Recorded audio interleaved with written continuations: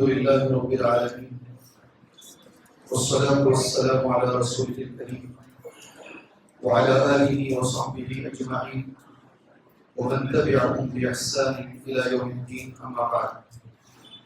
أعوذ بالله السميع العليم من الشيطان الرجيم. بسم الله الرحمن الرحيم.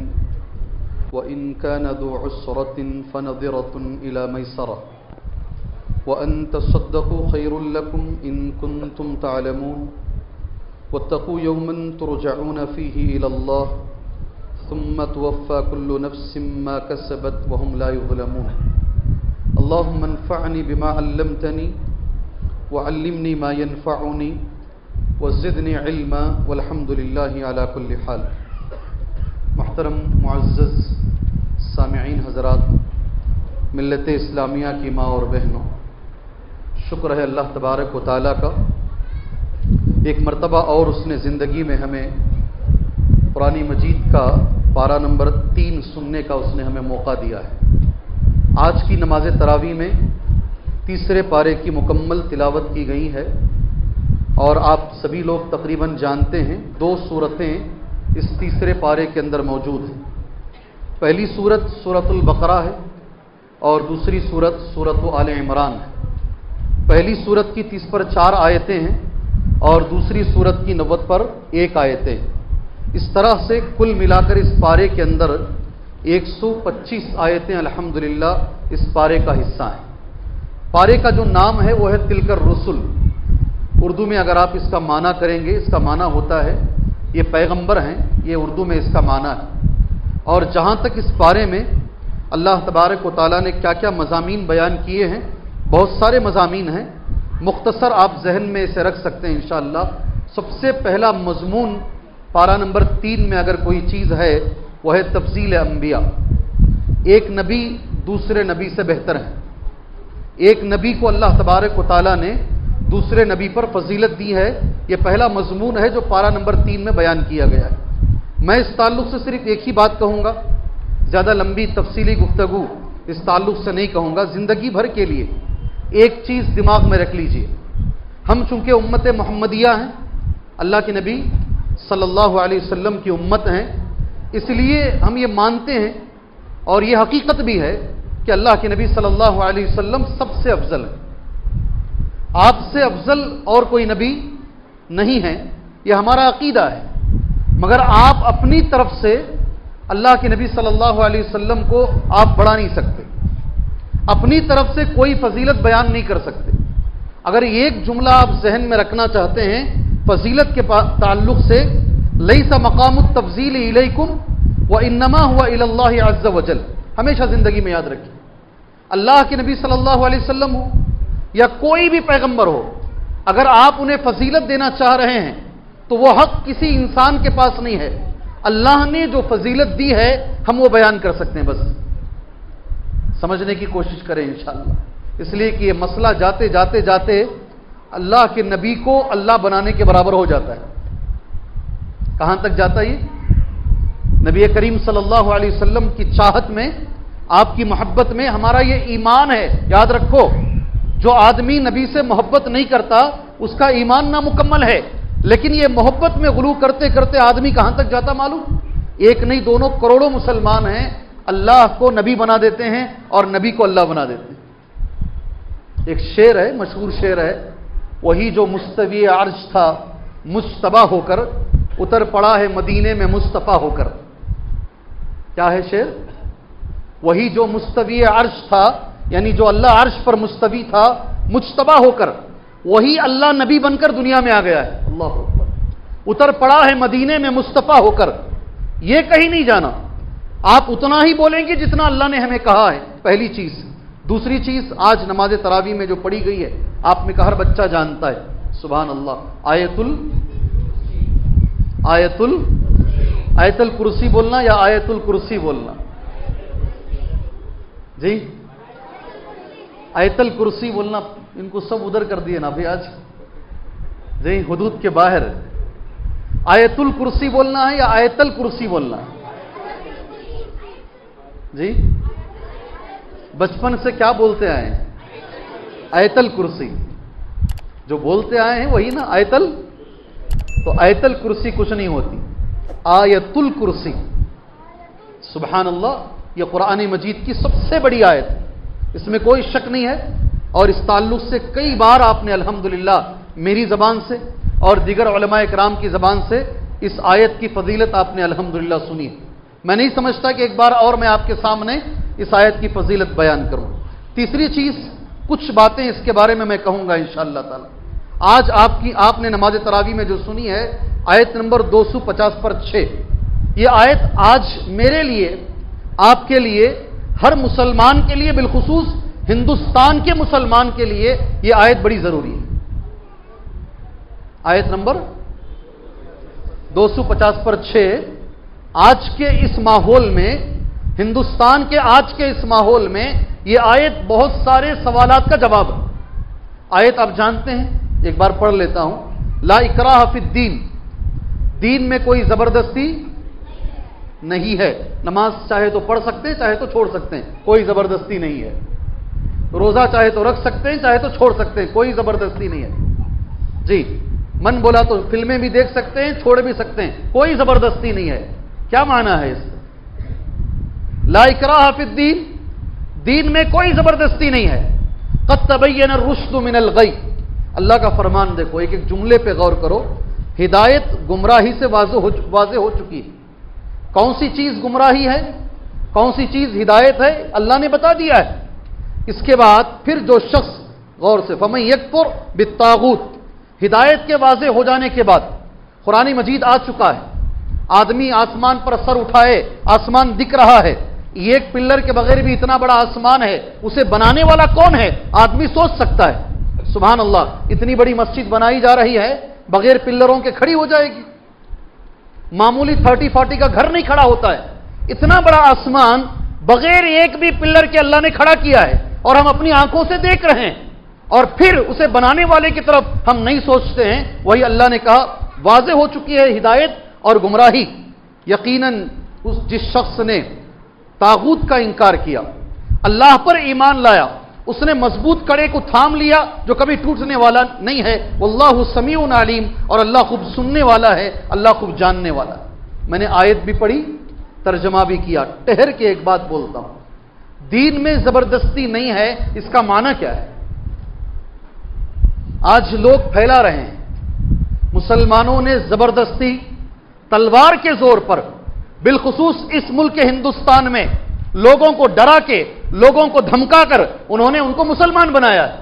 اور ہمارا نوجوان ہکا بکا دیکھتا رہتا ہے، سامنے والا جب یہ بولتا نا تو ہمارا نوجوان آنکھیں پھاڑ پھاڑ کے دیکھتا ہے، اور کوئی بیوقوف جا کے وہ نیوز چینل میں بیٹھ جاتا ہے، نہ اسے دین کا علم ہے، نہ اسے دنیا کا علم ہے، بس ہماری بے عزتی کروا کے واپس آتا ہے۔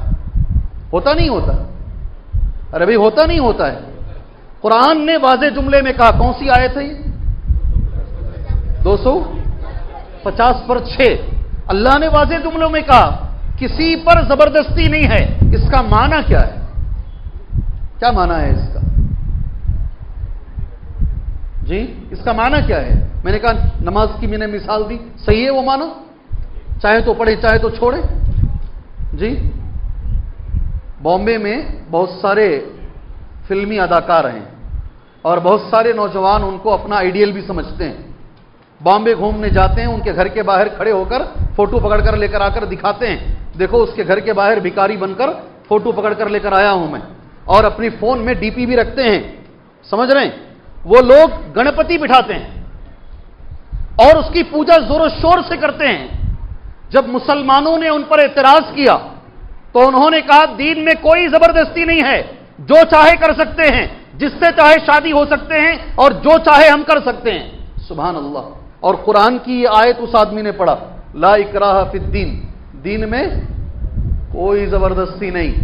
دو چیزیں ذہن میں بٹھا لیجئے، اللہ آپ کو جزائے خیر دے۔ بہت غور سے آپ دیکھ رہے ہیں اور سن رہے ہیں اس چیز کو، میں تفسیر نہیں کروں گا۔ پہلے دن میں نے ایک جملہ کہا ہے، کوئی بھی تفسیر آپ صحابہ سے لیجئے، اس آیت کا معنی کیا ہے؟ علامہ ابن کثیر رحمہ اللہ اس کی تفسیر عربی زبان میں کرتے ہیں، اگر آپ غور سے سنیں گے تفسیر سمجھ میں آئے گی۔ لا تکرہوا احدا علی الدخول فی دین الاسلام، 800 سال پرانی تفسیر ہے۔ 800 سال پرانی تفسیر ہے. کسی شخص کو مجبور نہیں کیا جائے گا مسلمان ہونے کے لیے، دین میں اندر آنے کے لیے، دین میں داخل ہونے کے لیے کسی کو مجبور نہیں کیا جائے گا. اس کا معنی یہ ہے آدمی کے سامنے چیز بتا دی جائے گی، چاہے تو وہ مسلمان ہو سکتا ہے، چاہے تو وہ اپنے من کی کر سکتا ہے، مگر ہاں ایک بار اس نے سمجھ کر سوچ کر پورے یقین کے ساتھ اپنے ہوش و حواس میں اس نے کلمہ پڑھ لیا، اس نے مان لیا، اب دین کی ہر بات ماننا اس پر ضروری ہے. آئی بات سمجھ میں؟ آئی بات سمجھ میں؟ ارے کچھ تو بولو. حلق پھاڑ پھاڑ کے بول رہا ہوں، آپ کچھ بھی نہیں بول رہے ہیں، مجھے صحیح نظر نہیں آئے گا. جی آدمی کو مسلمان ہونے کے لیے کبھی مجبور، آپ کو ایک حدیث بتاتا ہوں، آپ زندگی بھر یہ حدیث یاد رکھیں گے نا، ہزاروں لوگوں کا جواب دے پائیں گے آپ انشاءاللہ تعالی. حدیث ابو داؤد میں ہے. کہاں ہے؟ ابن عباس راوی حدیث ہیں. آپ سوچیں گے ایسا ہمارے پاس بھی ہوتا ہے. غور سے سنو. کانت المرأۃ مقلات، نبی کریم صلی اللہ علیہ وسلم کے آنے سے پہلے مدینے میں ایسا ہوتا تھا، بچے پیدا ہوتے مر جاتے، بچے اسے مقلات بولتے ہیں. کوئی بچہ زندہ نہیں رہتا، بچپن میں مر جاتا. تو عورتیں کیا کرتی؟ نظر مانتی، منت مانتی. کیا؟ فتجعل علی نفسها ان عاش لها ولد ان تحبده. اگر بچہ زندہ رہا تو منت کیسے مانتے؟ دیکھو مدینے میں اللہ کے نبی آنے سے پہلے اگر بچہ زندہ رہا، یہ بچے کو میں یہودی بنا دوں. کیا منت ہے؟ اگر بچہ زندہ رہ گیا تو میں کیا کروں گی؟ یہودی بنا دوں گی. فلما اجلیت، تو پھر ایسے ہی ہوا، کچھ بچے زندہ رہے، وہ بچوں کو انہوں نے یہودیوں کے حوالے کر دیا، بچپن میں ہی یہودیوں کے حوالے کر دیا. اللہ کے نبی آئے صلی اللہ علیہ وسلم، یہودیوں کے ساتھ آپ نے ڈیٹ سائن کیا، آپس میں لڑیں گے نہیں. مگر یہ یہودیوں کی وہ زمانے سے عادت ہے وعدہ توڑنا، عہد شکنی کرنا. انہوں نے وعدہ توڑ دیا. اللہ کے نبی صلی اللہ علیہ وسلم کو نیچے بٹھا کر اوپر سے بہت بڑا پتھر چکی کا ڈھکلنے کی کوشش کی. اللہ کے نبی کو معلوم ہوا صلی اللہ علیہ وسلم وہی کے ذریعے سے، آپ نے انہیں جلا وطن کیا. کیا کیا؟ جگہ خالی کرنے کے لیے کہا یہ جگہ چھوڑو، باہر جاؤ. جب وہ جا رہے تھے نا، سبحان اللہ، ان کے اندر مسلمانوں کے بچے تھے جو بچپن میں دے دیے گئے تھے. مسلمانوں نے جو کہا، میں عربی میں پڑھتا ہوں، کان فیہم من ابناء الانصار، کان فیہم من ابناء الانصار فقالوا لا ندع ابناءنا. تو وہ جو مسلمانوں نے کہا تم جانا تو جاؤ بھی، تمہارے ساتھ میں ہمارے بچوں کو ہم نہیں بھیجیں گے، ہمارے بچوں کو ہم واپس بلا لیں گے. مگر وہ بچے کیا ہو گئے تھے؟ کیا ہو گئے تھے؟ یہودی. بچپن میں دے دیے نا، یہودی ہو گئے. اللہ نے یہ آیت نازل فرمائی، کہا وہ بچے یہودی ہو گئے ہیں، ان کو بھی زبردستی تم مسلمان نہیں بنا سکتے. وہ چاہے تو ہو سکتے ہیں، چاہے تو ان کی مرضی ہے. سبحان اللہ، یہ ہمارا دین ہے. جو بھی کوئی آدمی آج کھڑے ہو کر کسی بھی چیز کے ذریعے سے، خاص کر اس ملک ہندوستان میں، اگر یہ کہتا ہے کہ زبردستی بادشاہوں نے تلوار کی زور پر بہت سارے لوگوں کو مسلمان بنایا، وہ دنیا کا سب سے بڑا جھوٹا آدمی. ہمارا دین ایسا ہے ہی نہیں. ہمارے دین میں سمجھ کر سوچ کر اپنی مرضی سے اسلام قبول کرنا ہے. میں سمجھتا ہوں قرآن کی آیت آپ سمجھ گئے ہوں گے انشاءاللہ. سمجھ گئے کیا بھائی؟ اللہ تعالیٰ مجھے اور آپ کو قرآن سمجھنے کی توفیق عطا فرمائے. اس کے بعد میرے بھائیو، یہ آیت کا میں صحیح ترجمہ کل بتاؤں گا، آج صرف بول دیتا ہوں. شہر بنگلور میں ایک بیوی نے اپنے شوہر سے کہا، دونوں بہت مالدار، شوہر بھی بہت مالدار، بیوی بھی بہت مالدار. کہا تمہاری کتنی تجارتیں ہیں؟ شوہر نے کہا فلاں فلاں جگہ پر ہیں، فلاں ملک میں ہیں، فلاں جگہ پر ہیں. کہا میں ایک تجارت جانتی ہوں، کیا آپ اس میں انویسٹ کرو گے کیا؟ کیا کہا انہوں نے؟ بولو جی. شوہر نے پہلا سوال کیا کتنا ملے گا؟ کتنا ڈالیں گے تو؟ اللہ اکبر. بیوی نے کہا 1 روپیہ ڈالیں گے تو 700 روپے ملیں گے. اس کمپنی میں ڈالو گے پیسہ؟ شوہر بھکا بھکا. وہ کون سی کمپنی ہے جو 700 ٹائم دے رہی ہے؟ وہ کون سی کمپنی ہے جو ایک بار 1 روپیہ ڈالتے ہیں 700 مرتبہ، اور وہ بھی گارنٹی کے ساتھ دے رہی ہے؟ آج کی نماز تراویح کی آیت بیوی نے شوہر کو سنائی، مثل الذین ينفقون اموالهم في سبيل الله مثال ان لوگوں کی جو اللہ کے راستے میں اپنا مال خرچ کرتے ہیں، کمثل حبۃ، وہ ایک دانے کی طرح ہے جو زمین میں آدمی ڈالتا ہے، وہ ایک دانے سے 60 ڈالیاں نکلتی ہیں اور ہر ڈالی میں 100 دانے ہیں۔ سبحان اللہ۔ شوہر کو سمجھ میں آ گئی بات۔ شوہر نے کہا انشاءاللہ اب تک میں اپنے حساب سے انویسٹ کیا ہوں، آج کے بعد میں تمہارے حساب سے انویسٹ کروں گا۔ اس بیوی نے اپنا شوہر کا کچھ مال دین کے راستے میں لگوایا، آج تک لگ رہا ہے، آج تک لگ رہا ہے۔ خواتین بھی انشاءاللہ میرا درس سن رہی ہوں، آپ سے میری گزارش ہے آپ بھی اپنے شوہروں کو ایسے کاروبار میں لگوائیے انشاءاللہ تعالی۔ میں باقی اس کے بارے میں کل کہوں گا، اللہ کے راستے میں خرچ کرنے کی فضیلت کیا ہے، کون سی چیز خرچ کرنا ہے۔ ہاں ایک چیز آج میں بتانا چاہتا ہوں، ایک ایسی چیز آپ مجھے بعد میں آخری میں بتائیں گے انشاءاللہ۔ حضرت عمر نے کہا رضی اللہ عنہ، میری زندگی میں 3 چیزیں مجھے سمجھ میں نہیں آئی۔ کیا کہا حضرت عمر نے؟ 3 چیزیں مجھے سمجھ میں نہیں آئی۔ اور پہلی چیز حضرت عمر نے کہا دادا اور پوترے کا جو حق ہے میراث میں، وہ میرے سمجھ میں نہیں آیا۔ کیا چیز بھائی؟ آپ بھی زیادہ اپنے آپ کو تکلیف مت دیجئے، کسی اچھے عالم سے مل کے پوچھئے، وہ سمجھا دیں گے آپ انشاءاللہ تعالی۔ دوسری چیز، سود کے کتنے راستے ہیں مجھے سمجھ میں نہیں آئے۔ کون سے راستے سے ہماری زندگی میں سود آ جاتا ہے مجھے سمجھ میں نہیں آیا۔ آپ کو آ رہا ہے کیا بھائی؟ حضرت عمر کے سمجھ میں نہیں آیا، آپ کو سمجھ میں آ رہا ہے؟ ایسا گھور کے دیکھ رہے ہیں جی۔ کسی کا اگر خالی اکاؤنٹ بھی ہے نا بینک میں تو بھی وہ سود میں چلا گیا۔ کیسے بچیں گے سود سے؟ اپنے آپ کو کیسے بچائیں گے؟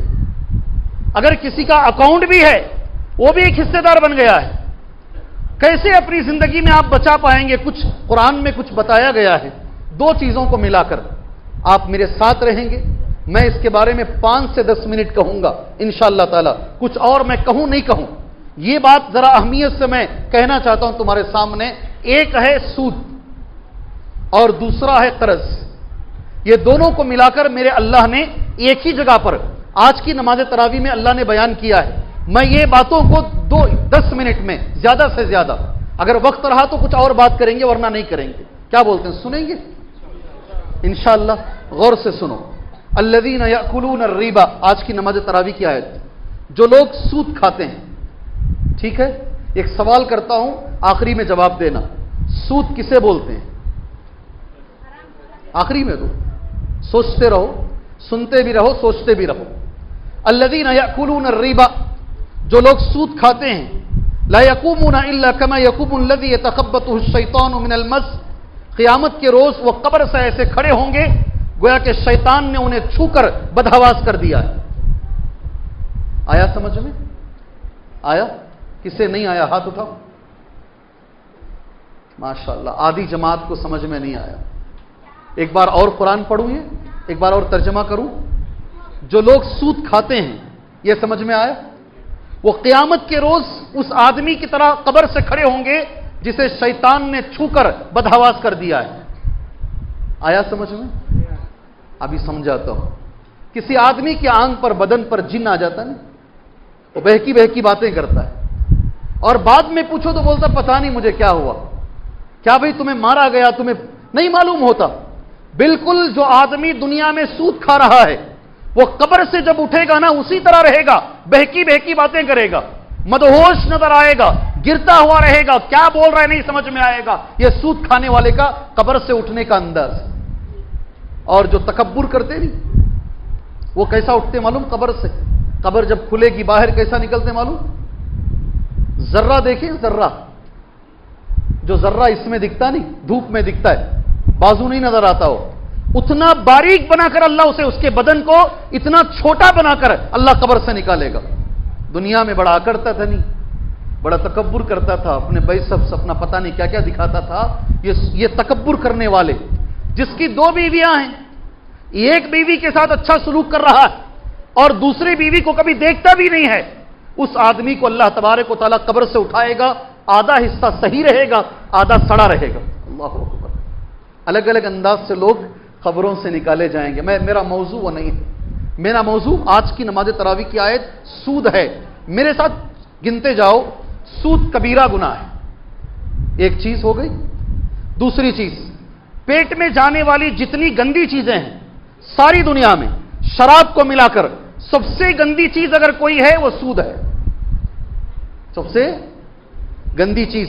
تیسری بات، سبحان اللہ، اللہ نے آج کی نماز تراویح کی، سود سے کچھ بھی بنا لو، کچھ بھی بنا لو، بنگلہ بنا لو، گاڑی بنا لو، کمپنیاں بنا لو، اللہ نے کہا وہ ہمیشہ بے برکتی رہے گی. اللہ سچ بول رہا ہے یا لوگ سچ بول رہے ہیں؟ نہیں آئی آواز؟ جی ہاں. ہو سکتا ہے کافروں کو اس میں ترقی مل جائے، مسلمان تو روڈ کا ہی ہو کر رہے گا. ہو سکتا ہے کافر کو اس میں ترقی مل جائے، مسلمان کو کبھی ترقی نہیں ملے گی. اللہ کہ یمحق اللہ الربا ویربی الصدقات، اللہ تبارک و تعالیٰ نے سود کو برباد کر دیا ہے اور صدقات کو اللہ نے بڑھایا ہے. سبحان اللہ. ابن مسعود کہتے ہیں رضی اللہ عنہ، الربا، سود، وان کثر، کتنا بھی بڑھ جائے اس کا انجام ہمیشہ نقصان میں ہوگا. سبحان اللہ. سمجھ میں آ رہی ہیں باتیں؟ اب اور آگے آ جاؤ. اللہ اکبر. اگر سود آدمی کھاتا ہے، کیا گناہ ہے سود کا؟ پہلا گناہ ہے، اللہ اکبر، فَإِن لَّمْ تَفْعَلُوا فَأْذَنُوا بِحَرْبٍ مِّنَ اللَّهِ، اللہ کے ساتھ، اللہ کے رسول کے ساتھ جنگ کرنے کے برابر ہے. کیا ہے پہلا گناہ؟ بولو نا میرے ساتھ ذرا زور سے. نہیں، ٹھنڈے پڑ گئے ایسا لگ رہا ہے مجھے. وہ لا اکراہ میں ذرا اٹھ کے بیٹھے تھے تم لوگ، جب میں ہیروؤں کے بارے میں بات کر رہا تھا نہیں تب اٹھ کے بیٹھے تھے. اب میں سود کے بارے میں بات کر رہا ہوں، ایسا لگتا ہے تم ٹھنڈے پڑ گئے ہو. جو آدمی سن کر بھی، معلوم ہونے کے باوجود بھی وہ آدمی سود نہیں چھوڑتا ہے، اللہ اس کے رسول کے ساتھ جنگ کرنے کے لیے تیار ہو جاؤ. سبحان اللہ. دوسری بات، میرے نبی نے کہا صلی اللہ علیہ وسلم، کیوں لوگ شرماتے نہیں؟ کیوں لوگ نہیں چھوڑتے؟ سمجھ میں نہیں آتا. ایک حدیث میں پڑھتا ہوں، غور سے سنو. سنن ابن ماجہ کی حدیث ہے اور اس کو اس باب میں باب التغلیظ فی الربا، الربا 70 حوبا، سود کے 70 درجے ہیں. کتنے؟ 70 درجے ہیں. ایسرھا ان ينكح الرجل امہ، سب سے چھوٹا جو گناہ ہے نا سود کا، وہ یہ ہے آدمی اپنی خود کی ماں کے ساتھ نکاح کر لے. کچھ تو بولو. کسے یہ سمجھ میں نہیں آیا ہاتھ اٹھاؤ. اچھا، صحیح لوگ ہاتھ اٹھا رہے ہیں اور یہ صحیح بھی ہیں. یہ سب سے چھوٹا گناہ یہ ہے سود کا، 70 میں اپنی خود کی ماں کے ساتھ نکاح کرنے کے برابر ہے. اللہ اکبر. اتنے خطرناک گناہ ہیں. اور ایک چیز، آدمی جو سود کھا رہا ہے وہ جب مرے گا، جس دن مرے گا، خبر کا جو اسے عذاب دیا جائے گا نا، میرے نبی نے صحیح بخاری میں وہ عذاب لکھا ہے. جیسے ہی مرے گا خبر میں اسے عذاب شروع ہو جائے گا. سود کھانے والے کا خبر کا عذاب کیا ہے جانتے ہیں؟ جی کیا عذاب ہے؟ کوئی آدمی بول دوں میں ہی یا کوئی ایک آپ میں سے؟ انشاءاللہ حدیث پڑھوں. حدیث پڑھتا ہوں. دیکھو، نعمان ابن بشیر کہتے ہیں قال سمعت رسول اللہ صلی اللہ علیہ وسلم، میں نے اللہ کے نبی کو فرماتے ہوئے سنا، ان الحلال بین، نہیں اس کے علاوہ یہ حدیث ہے، یہ بعد میں کہوں گا تمہارے سامنے، بخاری کی حدیث. فاتینا علی نہر، اللہ کے نبی نے ایک خواب دیکھا. حدیث یہ ہے، خواب میں نبی دیکھ رہے ہیں صلی اللہ علیہ وسلم، کأنہ یقول احمر، وہ جو نہر کا پانی ہے نا لال ہے. وہ کیسا ہے؟ مثل الدم، خون کی طرح ہے. آپ کو سمندر میں اگر آدمی گر جائے سمندر کے اندر تو آدمی کو اگر سہارا نہیں ملے تو مر جائے گا. کتنی دیر تیرے گا آدمی؟ کتنی دیر تیر پائے گا؟ ایک حد ہے نا تیرنے کی، اس کے بعد اسے سہارے کی ضرورت ہے ورنہ مر جائے گا. اسے جو سمندر دیا جائے گا سود کھانے والے کو، خون کا سمندر. کون سا؟ پانی کا نہیں، خون کا سمندر. اس میں وہ ہاتھ مارتا مارتا مارتا تھک کر وہ کوشش کرے گا کنارے آنے کی، کیسے بھی کنارے آ کے اپنے آپ کو میں بچا لوں. کنارے ایک آدمی بیٹھا رہے گا، اس کے ہاتھ میں پتھر ہے، وہ زور سے اس کے سر پہ پتھر مارے گا، پھر وہ خون میں ڈوب کر اٹھے گا. اللہ اکبر. خون میں ڈبکی لگائے گا، اسی میں ڈب ڈب کر قیامت کی صبح تک اسی میں مرتا رہے گا. اللہ اکبر. پانی میں مر نہیں سکتے ہم، پانی میں 5 منٹ اندر جا کر دیکھو نہیں رہ پاتے ہیں، خون کے سمندر میں کہاں سے رہ پائیں گے؟ اللہ تبارک و تعالی ہمیں بچائیں. میرے بھائی یہاں ایک چیز بول دیتا ہوں میں، 4 لوگوں کا میرے نبی نے نام لیا. سود میں 4 قسم کے لوگوں کا نبی نے نام لیا، چاروں پر بھی اللہ کی لعنت ہے. لعن اللہ آکل الربا، سود کھانے والا، وہ موکلہ، سود کھلانے والا، وہ شاہدئی، وٹنس. میں گاڑی لے رہا ہوں، آپ وٹنس ڈالو. گھر کے لیے لون لے رہا ہوں میں، وٹنس ڈالو، شاہدیہ و کاتبہ، اور لکھنے والا. سبحان اللہ. اللہ سے دعا کرو میرے بھائی اس ماہ مبارک کے اندر اللہ اس امت کو سود سے باہر نکالے. جی ہاں، اللہ اس امت کو سود سے باہر نکالے. اور اس کے مقابلے میں ایک آیت پڑھتا ہوں، جیسے میں نے کہا 5-10 منٹ تمہارے سامنے یہ سود کے بارے میں نے کہا. اللہ سے ہمیشہ دعا مانگو اللہ تعالی ہمیں اس سے بچا لے. قرض کے بارے میں کچھ باتیں آج نماز تراویح میں پڑھی گئی ہیں. زیادہ باتیں نہیں کہوں گا، کچھ ہی باتیں کہوں گا. اس سے پہلے ایک چیز تمہارے میرے مطلب کی بول دیتا ہوں، بعد میں قرض پر آتے ہیں انشاءاللہ. سنیں گے انشاءاللہ. دلوں میں وسوسے آتے ہیں، دلوں میں خیالات آتے ہیں، خراب خیالات آتے ہیں، آتے نہیں آتے ہیں؟ کیا علاج ہے اس کا؟ قرض پر آئیں گے، بعد میں بولیں گے قرض پر. پہلے یہ بول لیتے ہیں، اگر وقت رہا تو قرض پر آتے ہیں انشاءاللہ تعالی. دلوں میں خیالات آتے ہیں، خراب خیالات آتے ہیں. قرآن کی ایک آیت آج آپ نے سنی ہے، یہ پہلے سن لیجئے، وقت رہا تو اس پر جائیں گے انشاءاللہ تعالی. آیت میرے ساتھ پڑھے. ان تبدو ما فی انفسکم او تخفوہ یحاسبکم بہ اللہ. سبحان اللہ. اگر تم لوگ تمہارے دلوں میں جو کچھ بھی ہے، اللہ کہہ رہا ہے، تم اسے ظاہر کرو یا چھپاؤ، اس پر اللہ ضرور تمہارا حساب لے گا. کیا آیت ہے بھائی؟ آیت کیا ہے؟ ترجمہ تو بولو کم سے کم. جو بھی دل میں خیال آتا ہے، اگر تم بولو تو بھی اللہ پکڑے گا، نہیں بولے تو بھی اللہ پکڑے گا. یہ آپ پڑھتے ہیں، آج آپ نے نماز تراویح میں پڑھا ہے. ان تبدو ما فی انفسکم او تخفوہ یحاسبکم بہ اللہ. تمہارے دل میں جو خیالات ہیں اگر بولو گے تو بھی اللہ پکڑے گا، اگر نہیں بولو گے چھپا کے رکھو گے تو بھی اللہ پکڑے گا. یحاسبکم بہ اللہ واللہ علی کل شیء قدیر. سمجھ میں آئی کیا جی آیت؟ آئی سمجھ میں؟ کتنی بار پوچھنا پڑ رہا بھائی.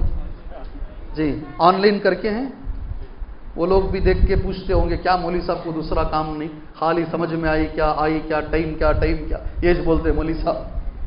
یہ آیت جب نازل ہوئی تو صحابہ کرام کو بہت ڈر ہوا، بہت پریشان ہوئے. میں تمہارے میں ایک کے اوپر بھی پریشانی نہیں دیکھ رہا ہوں، ایک کے چہرے پہ ماتھے پہ بھی میں پریشانی نہیں دیکھ رہا ہوں. تمام صحابہ پریشان ہوئے اور آ کر اللہ کے نبی سے بولے صلی اللہ علیہ وسلم، اے اللہ کے نبی، دل میں جو خیالات آتے ہیں ہمارا اس پہ کنٹرول ہی نہیں ہے. جس چیز پہ ہمارا کنٹرول نہیں ہے، اللہ اگر اسے پکڑ رہا ہے تو ہم کیسے بچ پائیں گے؟ ہم کیسے بچیں گے؟ اللہ کے نبی صلی اللہ علیہ وسلم. نبی نے کیا جواب دیا؟ اللہ کے نبی نے کیا جواب دیا؟ سبحان اللہ. نہیں دیکھیں گے کون بولتے ہیں. آج باٹل بڑا اچھا آیا ہے. جی ہاں، نبی نے کیا جواب دیا؟ بولے. آواز بہت دور ہو گیا، آواز کافی دور چلے گئے ضیاء بھائی. آج آپ اور میرے بیچ میں بہت دوریاں ہو گئی ہیں. جی سنو اللہ کے نبی نے کیا جواب دیا، سنو غور سے. نبی نے کہا ہمارا اس میں کوئی اختیار نہیں، اللہ نے کہا ہے سمعنا واطعنا کہو. کیا کہا؟ کوئی جواب نہیں دیے. اگر رب نے کہا ہے تو اسے ماننا پڑے گا. ایک مسلمان ہے تو سمعنا اطعنا بولنا پڑے گا، کوئی اختیار نہیں ہے. پھر صحابہ کرام کی وہ آرزو کو دیکھ کر، ان کے التجا، ان کی درخواست کو دیکھ کر اللہ نے پھر ایک آیت اتاری صحابہ کے جواب میں. ان کی جو پریشانی تھی نا، ان کی پریشانی کو دور کرنے کے لیے پھر اللہ پاک نے ایک آیت اتاری، وہ بھی آج کی تراویح میں ہے. لا یکلف اللہ، یہ بعد میں آیت نازل ہوئی. لا یکلف اللہ نفسا الا وسعها. کسی انسان کو اللہ تعالیٰ اس کی طاقت سے بڑھ کر کبھی تکلیف نہیں دیتا. کسی انسان کو اللہ تبارک و تعالیٰ اس کی طاقت سے بڑھ کر تکلیف نہیں دیتا. اور جو دماغ میں خیالات آتے ہیں یہ ہماری طاقت سے بڑھ کر ہیں، اس لیے اللہ اس پہ ہمیں پکڑتا نہیں ہے. الحمدللہ. صحابہ کا شکریہ ادا کرنا نہیں، پوچھ کر انہوں نے ایسا مسئلہ حل کر دیا جو قیامت تک آنے والے میرے دماغ میں بھی آتے ہیں، آپ کے دماغ میں بھی آتے ہیں. صحابہ اکرام نے، صحیح مسلم کی حدیث ہے، اللہ کے نبی سے کہا صلی اللہ علیہ وسلم، جاء ناس من اصحاب النبی، کچھ لوگ اللہ کے نبی صلی اللہ علیہ وسلم کے پاس آئے، کہا انا نجد فی انفسنا ما یتعاظم. اللہ کے نبی ایسے ایسے خیالات آتے ہیں دماغ کے اندر، اگر ہم بولیں گے تو ہم کافر ہو جائیں گے. اللہ اکبر. کیسے خیالات؟ بولو بولو نا. بہت بڑے بڑے اللہ کے خلاف قرآن کے بہت بڑے بڑے خیالات. اللہ کے نبی نے پوچھا حل وجدتموہ، آتے کیا خیالات ایسے خیالات تمہارے دماغوں میں آتے ہیں؟ قالوا نعم، صحابہ نے کہا آتے ہیں. نبی نے ان کو کیا جواب دیا جانتے ہیں؟ اگر ایسے خیالات آتے ہیں اور تم ان خیالات کو دبا کے رکھ رہے ہو تو پھر نبی نے ان لوگوں کو کیا جواب دیا جانتے ہیں؟ جی کوئی ایک آپ میں سے بولو، جی بولو، زور سے بولو. اللہ آپ کو جزائے خیر دے. مگر زندگی میں یہ ہر آدمی کے ساتھ ہوتا ہے، اس لیے وہی جملہ یاد رکھو جو نبی نے کہا. اللہ کے نبی نے وہ صحابہ سے کہا اگر ایسے خیالات آتے ہیں اور تم اسے دبا کے رکھتے ہو، نبی کا جملہ ہمیشہ یاد رکھو. قال، بولو زور سے بولو، ذالک صریح الایمان، یہ سچا ایمان ہے. جی یہ سچا ایمان ہے. اگر ذہن میں خیال آ رہا ہے اور آپ اسے زبان سے نہیں بول رہے ہو، اس خیال پہ عمل نہیں کر رہے ہو، نبی نے گواہی دی ہے وہ پکا مسلمان ہے. اللہ اکبر. اگر کبھی دماغ میں خیال آئے، ہاں مگر ایک بات کرنا، اس کا ایک علاج بھی ہے. غلط خیالات آتے ہیں تو کیا علاج، کون سی دعا پڑھنا ہے؟ ماشاءاللہ ماشاءاللہ. اعوذ باللہ من الشیطان الرجیم من ہمزہ ونفخہ ونفثہ. سبحان اللہ. میں انشاءاللہ وقت ہو چکا ہے، بات ختم کر لیتے ہیں. آج کی نماز تراویح میں اس کے علاوہ 3 بڑے بڑے لوگوں کی پیدائش ہے. ایک حضرت مریم علیہ السلام کیسا پیدا ہوئے آج کی نماز تراویح میں. دوسرا حضرت ماشاءاللہ یحییٰ علیہ السلام کیسا پیدا ہوئے، کس طریقے سے ان کے والد زکریا علیہ السلام نماز پڑھ رہے تھے. نماز کی حالت میں آج کی نماز تراویح میں ہے. فرشتوں نے آ کر انہیں خوشخبری دی ان اللہ یبشرک بیحییٰ. دنیا میں ایک ہی بچہ ہے جسے اللہ نے نام کے ساتھ بھیجا. نام رکھنے کا جھنجھٹیش نہیں جی. ایک ہی بچہ ہے، نہیں ایک ہی بچہ ہے ساری دنیا میں جو آنے سے پہلے نام آ گیا ہے. اللہ نے پہلے ہی بول دیا یحییٰ، نام پہلے دے دیا اللہ تبارک و تعالیٰ نے. اور تیسرا بچہ جو آج پیدا ہوا ہے جو بڑے نبی ہیں سبحان اللہ، حضرت عیسیٰ علیہ السلام. میں نے سوچا بچے جب پیدا ہوتے ہیں ہمیں کیا کرنا چاہیے، کچھ احکامات اس کے ہیں. ایک آدھ میں آپ کے سامنے پڑھ دیتا ہوں. جب بچہ پیدا ہوتا ہے اللہ کے نبی صلی اللہ علیہ وسلم نے ہمیں کچھ کا، ایک ہی حدیث بخاری کی حدیث ہے عن ابی موسیٰ اشعری رضی اللہ عنہ. سب سے پہلے اللہ سے دعا کرو اللہ تبارک و تعالیٰ جن کو اولاد نہیں ہے اس موقع پر، میں بھی بہت سارے نوجوانوں کو جانتا ہوں، ہمارے اس مسجد کے نوجوانوں کو جانتا ہوں، 6 سال 7 سال ہے. میں اپنے اطراف میں جانتا ہوں اولاد نہیں ہو رہی ہے. اور جب بھی میں کبھی اللہ کے گھر جاتا ہوں عمرہ وغیرہ کے لیے، ان کے والدین مل کر مجھے یہی کہتے ہیں شیخ میری بچی کے لیے، میرے بچے کے لیے دعا کیجئے اللہ اس کی گود کو ہری بھری کر دے. ہم سب مل کر آج دعا کریں گے اللہ جتنے ہمارے بھائی بے اولاد ہیں اللہ انہیں با اولاد بنائے. ابھی سمجھ میں نہیں آیا ہوگا یہ کیا جملہ بولے. جتنے لوگ بے اولاد ہیں، اولاد نہیں ہیں، اللہ انہیں اولاد والا بنائے. اللہ تعالیٰ ان کو نیک اور صالح اولاد عطا فرمائے. جتنی میری بچیاں میری بہنیں بے اولاد ہیں اللہ تبارک و تعالیٰ انہیں صحیح سالم نیک اولاد اللہ تبارک و تعالیٰ انہیں عطا فرمائے. جب اولاد ہو کیا کرنا ہے سبحان اللہ. ایک جملہ سن لیجیے. ابو موسیٰ اشعری کہتے ہیں ولد علی غلام، مجھے بیٹا پیدا ہوا. فاتیت بہ النبی صلی اللہ علیہ وسلم، میں بچے کو لے کر نبی کے پاس آیا. اللہ کے نبی نے بچے کو اپنے گود میں لیا اور نبی نے اس بچے کا نام رکھا. کون صحابی ہیں؟ حضرت ابو موسیٰ اشعری رضی اللہ عنہ. نبی نے نام رکھا ابراہیم. کیا نام؟ ابراہیم. فسماہ ابراہیم فحنکہ بتمرہ. دوسرا کام نبی نے کیا، تہنیک کی. کیا کیا؟ تہنیک بولے تو اللہ کے نبی نے منہ میں کھجور لیا، تھوڑا چابا، پھر وہ لے کر وہ بچے کے منہ میں ڈالا. آج ہم کر سکتے کیا یہ تہنیک؟ کر سکتے نہیں کر سکتے؟ نبی نے کیا. جی چلیے تیسرا کام ودعا لہ بالبرکہ. پھر اس بچے کو اور باپ کو دونوں کو برکت کی دعا دی. آپ بھی یہی دعا دیجیے. اگر کوئی بولتا ہے مجھے بیٹا ہوا ہے بیٹی ہوئی ہے، برکت کی دعا دیجیے. ودفعہ الیہ، پھر اٹھا کر وہ بچے کو میرے حوالے کر دیا. میں اللہ سے دعا کرتا ہوں اللہ تبارک و تعالیٰ. سود آپ نے بولا نہیں، سود کسے بولتے ہیں؟ جی آخری اب آپ کے ہاتھ میں درس ختم کرنا. کسے بولتے سود؟